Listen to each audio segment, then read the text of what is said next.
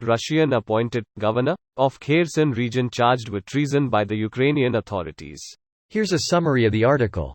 Ukrainian law enforcers have pressed high treason charges against the so-called governor of Kherson region, promoted to the post by the Russian occupation forces. That's according to the press service of the Prosecutor General's office, Ukrinform reports. The inquiry has found that a deputy of the city council, amid the occupation of Kherson region by Russian servicemen, chose to side with the enemy. In March 2022, he participated in a meeting of the pseudo-body entitled Committee for the Salvation of Kherson for Peace and Order, set up to support Russian occupation of the region. Then the suspect agreed to take up the position of the so-called governor of Kherson region.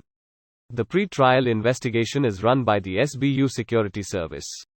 As Ukrinform reported, it was Volodymyr Saldo, the former mayor of Kherson and former MP with the Party of Regions, whom the occupiers appointed head of the Kherson Regional State Administration. This post received a score of 44,000, with an upvote ratio of 93%. Here are the top comments in response to this article. Is this the same municipal administrator that refused to blow the bridges across the Dnipro River, permitting Russian forces to cross to the western side?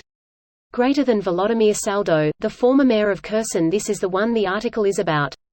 I think you're talking about a different guy. Wikipedia article.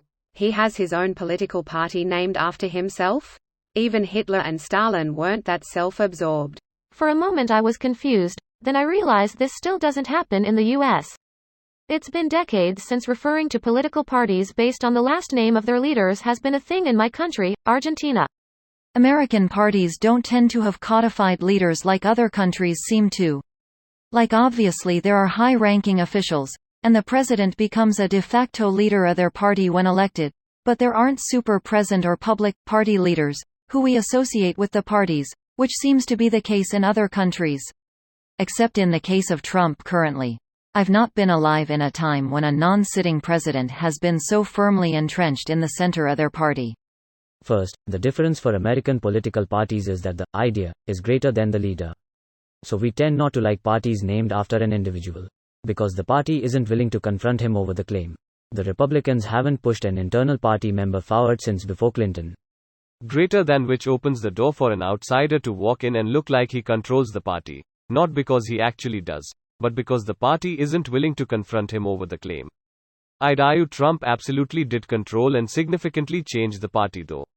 They all lined up behind him and many changed their positions for him. He basically created a new brand of the Republican Party and campaign template that they're all now using going forward. You nailed it. All Putin-installed puppets will be found guilty by association.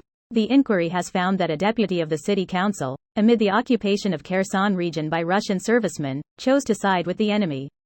In March 2022, he participated in a meeting of the pseudo-body entitled Committee for the Salvation of Kherson for Peace and Order, set up to support Russian occupation of the region.